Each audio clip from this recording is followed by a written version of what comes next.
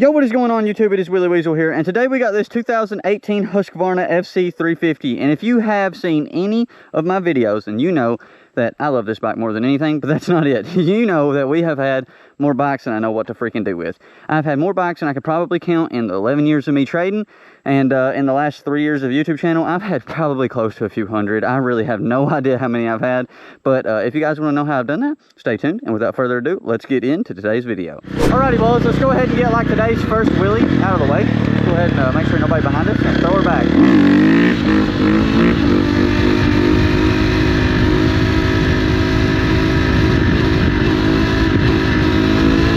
First wheelie in like a week. We haven't had any weather worth riding in. It's been raining.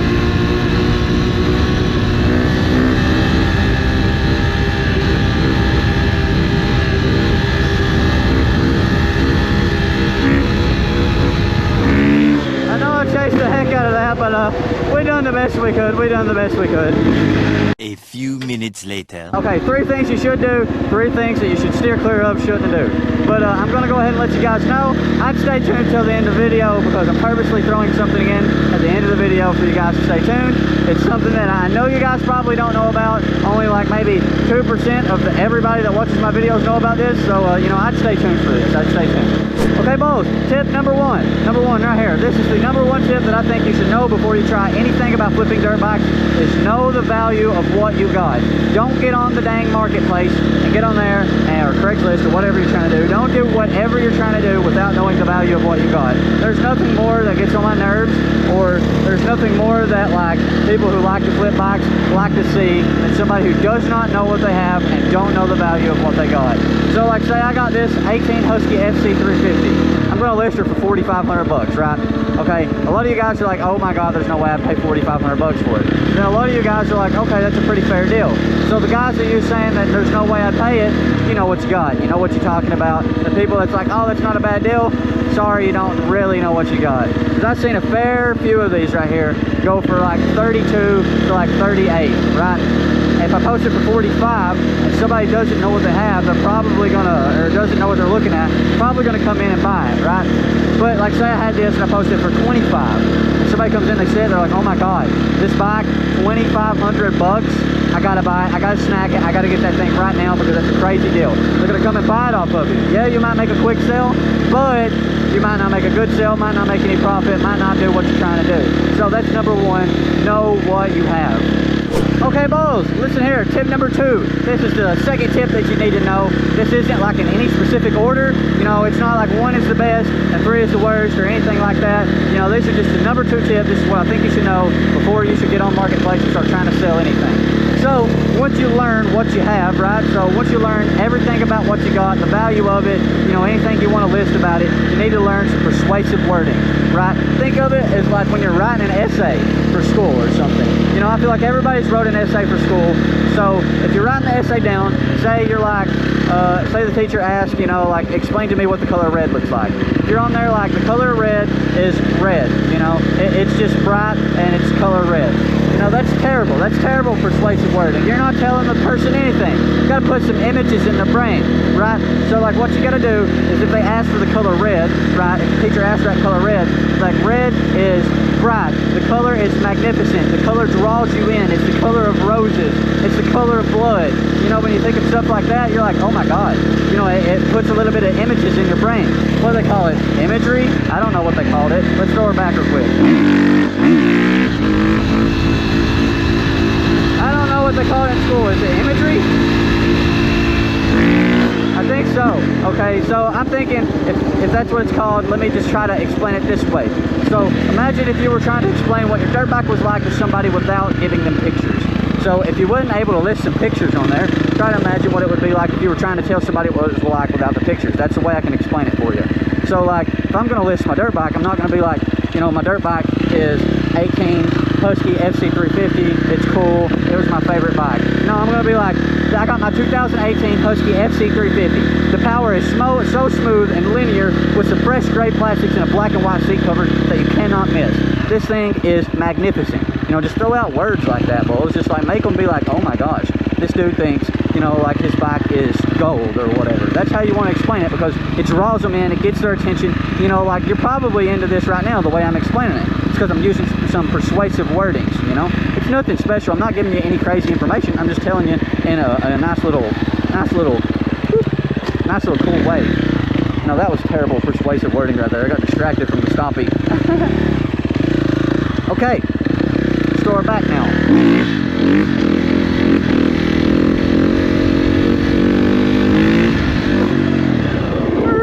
Okay, bulls, so tip number 3 is don't be afraid to be told no. Ooh, there goes a nice little gladiator.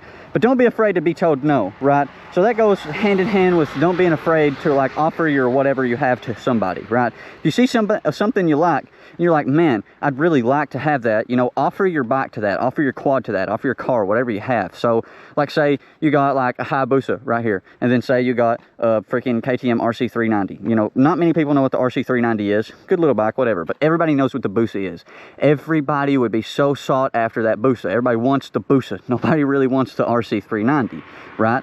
So that's like, it doesn't matter, you know, you're probably going to be like, oh, they're going to say no, but what if that guy really wanted the RC390? What if he forgot to mention that in the post? You know, that's a huge what if, but what if, you know, even if it is a small percentage, so offer your bike to that. So it's like, I have, you know, the FC350 over there, but, you know, what if somebody sees that and they're like, man, you know, I'd really like to have that, so here's my 150R and $2,000 cash, you know? What if I was interested in that? I don't exactly say that listed in the post, but what if when he said that, I would be like, you know, a nice little 150R, $2,000 cash. Pretty good deal, you know, like I might say yes to that, you know, I might be entertained in that, even though it might sound a little crazy. So that's something you should always be looking forward to. Don't ever be afraid to be told no. You know, get on there, offer your freaking bike to everything, offer your four-wheeler to everything, offer your car to everything. If it's stupid, then do it. I mean, if it's awesome, then do it. It doesn't matter. Offer your bike or car, four-wheeler, whatever it is, to anything. You're never going to be able to flip anything without doing that. So if you're trying to trade for going up in value, do that. I'm telling you, that is the best way to do that. I've had bikes before where like I've had something that wasn't worth, you know, a freaking penny to me. I didn't like the dang thing. I hated it. But, you know, it didn't cost me much to get it. So I would get it and then trade it to something that had, you know, that much more value plus some cash. So I got some value, and then plus I got some cash, and then I just had a really good time trading and a really good deal, you know. Also, I've traded myself in the hole. So, you know, take all this advice within a grain of salt. But without further ado, let's get into the 3 reasons or the 3 things that you should not be trading. So let's get into that. A little longer than a few minutes later.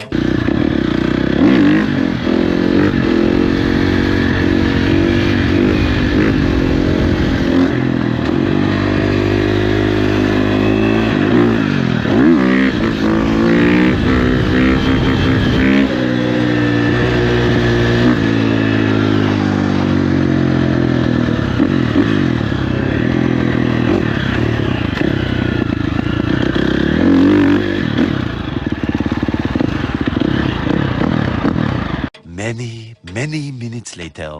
Well, bulls, I guess we're going to start off number 3 of things that you shouldn't do up here near things, you know, you probably shouldn't do. But I guess number 1, when you shouldn't be doing or what you shouldn't be doing during trading is the first thing I guess you shouldn't do. It's one of them things I guess you should do, so I shouldn't do, is don't swap for something if your gut tells you not to. That's probably one of the things that you should listen to your gut. You know, this could go in both categories, but you should listen to your gut. And you know, you shouldn't go against it. So that's more or less first thing, is don't go against your gut, because I've made some trades where my stomach is like, bro, don't trade, you're gonna get burnt, something's gonna happen to the bike, blah blah blah this and blah blah that, and I've still made the trade. And then you've seen where I've ended up with things where I just had nothing to ride for months and months, which sucks. It sucks a lot.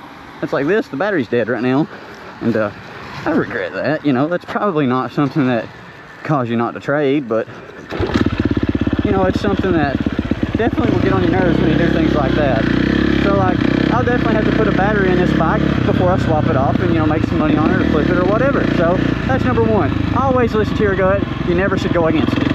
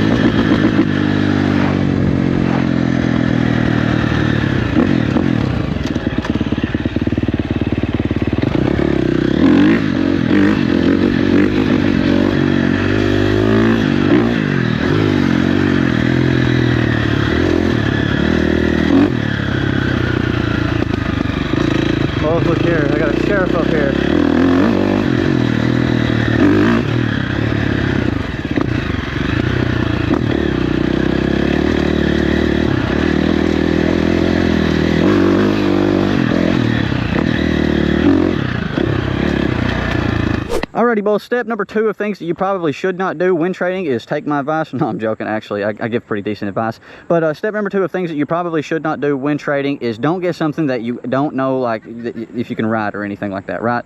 So, like, if I was, like, a little 10-year-old or, like, a little short kid or something like that, I probably shouldn't be getting, you know, a little FC 350. I should probably get more along the lines of, like, a 100, a 150, 85, something like that, right? So if you cannot ride it unless you have like the only like thing you want to do with the bike is flip the bike, and you don't want to ride it and you don't want to trade just so you can have something, you know, to ride or trade a lot or whatever, don't get something that you can't ride. That's just don't do that. You know, that'll help you out in the long run. You probably shouldn't get something like that. Alrighty, boys, this is step number 3. But before I give you step number 3, I should probably go ahead and let you guys know that I do have an ebook online. I did have it, you know, for $10. It was 10 years of experience for $10. It's called How to Flip Dirt Bikes and Make Money While Doing It. It's the tip to make, you know, $1,000 to $2,000 a month. Profit, by the way, from flipping dirt bikes. But, you know, the thing is, I've dropped the price down to $1 for you guys. So if you want to be able to buy that thing, go hit the description. I got the link down below. Go ahead and hit my shop up. Go ahead and buy the dang book. It'll be the best choice you've ever made. It'll give you tons of advice, way more in depth than what I'm able to do right here in this video. That way the video is not hours long. So if you guys want to check that out, go ahead and buy that book. Sorry, I got a little tongue tied. I noticed that the cop was still over there. That little fellow, I think he's waiting on me. Poor little guy. I don't think he's going to be able to catch me. But step number 3, you know, don't feel sorry for anybody on the internet. That's a big one. That's probably the real step number 3 is don't feel sorry for people on the internet. If you have somebody texting you, it's like, hey bro, I know you're asking $2,500 for the bike, but I only have $1,500. Will you take it?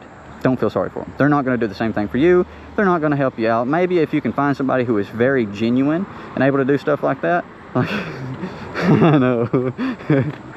That's my buddy. But I guess the thing is here, you know, when it comes to stuff like this is, you know, don't ever feel sorry for anybody. Somebody's not going to help you out down the road when it comes to you trading. Nobody's going to feel sorry for you, so don't feel sorry for them. So I guess, boys, that's what we're going to give you some advice here. That's all we can do for you today, because I don't want to stand around too long. There's a cop down there. I'm still kind of nervous about that. But if you guys enjoyed the video, please be sure to drop a like on the video. You know, subscribe if you haven't already. But, you know, I post content like this weekly. If you do enjoy stuff like this, please be sure to tune in. And this has been the Wheelie Weasel. Peace out.